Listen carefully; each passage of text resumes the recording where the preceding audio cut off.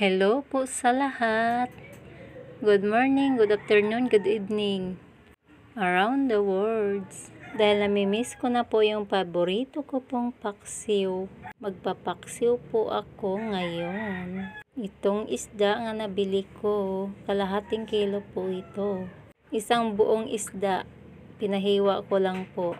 Binabad ko po yan ng asin. At itong chicken, gagawin ko po siyang sinigang na chicken para maiba naman po kasi mahal po yung baboy, kaya chicken na lang po ang gagawin kong sinigang. Sinimulan ko na po nilagay yung isda kasi yung isda po guys, malinis na po yun. Binabad ko na din po siya sa asin para malasa. Iniisa-isa ko po paglagay sa kaldero kong maliit. Ito talaga yung paksiwa namin. Nilagay ko na din yung talong at kangkong. Gusto ko po kasi may mga gulay. Ayun, nilalagay ko na din yun ng loya, yung bawang. May kulang po dyan ng ricado, yung sibuyas. At maganda din sana isahog dyan yung ampalaya. Kaya lang po, gold po yung presyo ng ampalaya, kaya di ko na lang sinahugan. Pinalitan ko na lang po ng kangkong at talong. Yun guys, nilagay ko na po lahat. At nilalagyan ko na po ng suka. Kaya lang, konti na lang pala ang laman. Bibili pa po ako. Ilagay ko muna to sa silin at lalagyan ko ng konting asin. Kasi nababad ko na po yung isda kanina. Ayun guys, dinadagdagan ko po ng suka. Yung paksiw nga niluluto ko po. Sinalang ko na din po to sa apoy. Tinakpan ko po para mabilis maluto. At luto na din pala yung kanin. Magsasandok na po ako kasi mabilis lang po maluto yung paksiw. Nagugutom po ako. Bali ito po yung almusal ko.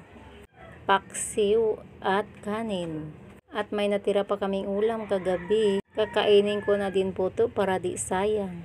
Ayun guys, luto na po yung paksiw. Napakabango nito. Kahit loya lang at bawang ang ricado, okay na po to, mabango siya. At lalo na po kung may gulay. Kinuha ko na po yung hinalo ko nga gulay nga kangkong. At kumuha din po ako ng isang hiwa na isda yung may bawas na. Kasi tinikman ko to kanina kung luto na ba. At kumuha din ako ng talong na paborito ko po. Nagutom po ako bigla. Sinimot ko po yung kangkong. Ayun guys, ang dami ko pong ulam sa plato. Ito po yung almusal ko. Ako muna ang maunang kakain. Kasi yung mga anak ko, nagpapandesal po sila kanina. At mamaya pa sila kakain ng kanin. At mamaya pa din ako magluto ng sinigang na manok. Masarap po ito, lalo na pag may kape. Maparami na naman yung kain ko. Ito talaga yung paborito kong ulam. Hindi ko ipagpalit na kahit anong klaseng ulam dyan na mamahalin. Mas kontento na po ako sa ganitong ulam. Kasi mula po pagkabata, ito talagang nasanayan ko yung paksiw. Nga with gulay. Kahit anong klaseng gulay po guys, pwede nyo pong ilagay sa paksiw. Napakasarap po. Grabe. Talagang hindi magsasawa sa lasa. Yung papa din po namin, ito din po ang gusto niya. Kaya mamaya pag uwi niya galing sa trabaho, kung may paksiw, matutuwa na po siya. Kasi mahilig din po siya sa paksiw. Kahit anong klaseng paksiw. Basta isda lang po. Masarap po ito pang almusal. At ako guys, gusto kong mag-almusal ng kanin kaysa mag-almusal ng tinapay. Kasi yung tinapay, madali lang po kayong gutumin. Lalo na sa nagtatrabaho. Maganda talaga yung kanin. Kahit marami akong kakainin kanin, hindi po ako tumataba. Dahil siguro sa dami kong ginagawa sa bahay. Maliban sa maglilinis ng bahay, maglaba, mag-asikaso sa mga bata. Mag-iisip ka pa kung anong lulutuin mo kinabukasan. Ayun guys, padagdag pa po ako. Napakasarap po kasi ng paksiw.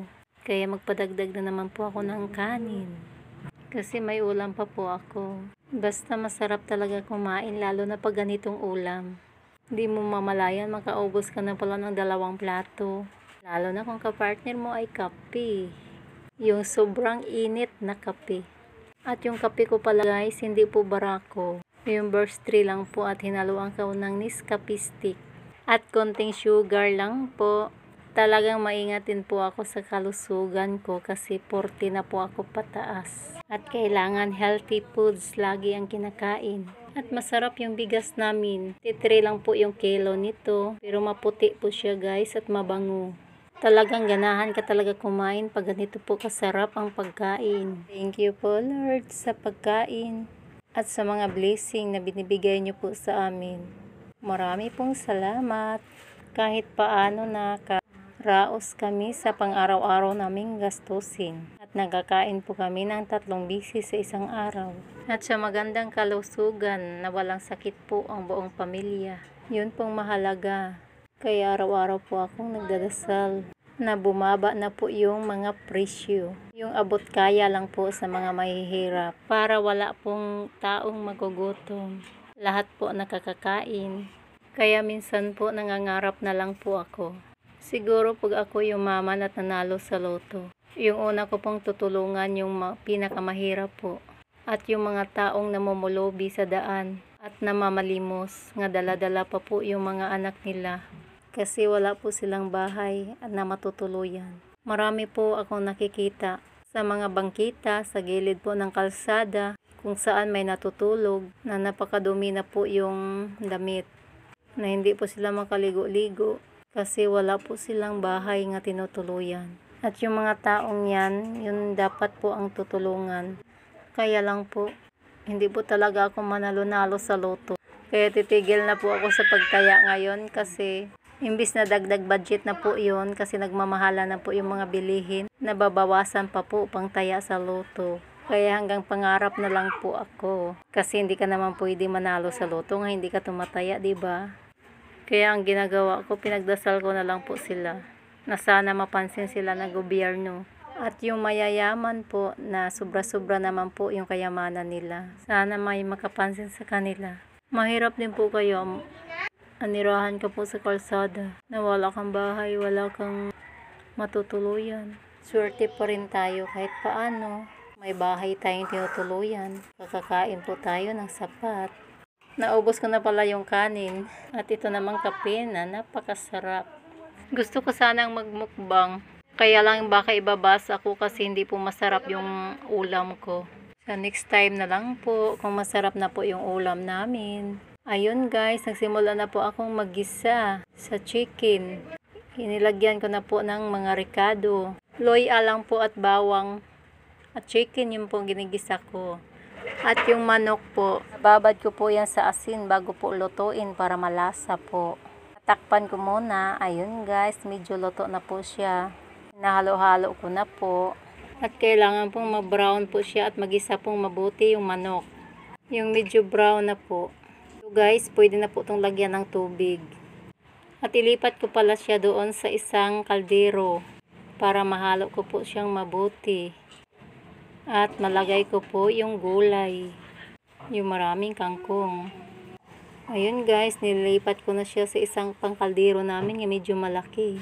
Nilagay ko na din po yung pampaasim, kaya nagiging brown po yung sabaw. Bago ko po ilagay yung gulay, kailangan pong kumulo siya ng kumulo. Para yung pampaasim din po niya at mahalo. Kumulo na po siya ng kumulo. Pakuluin mo lang po ng ilang minuto. Bago nyo po ilagay si kangkong.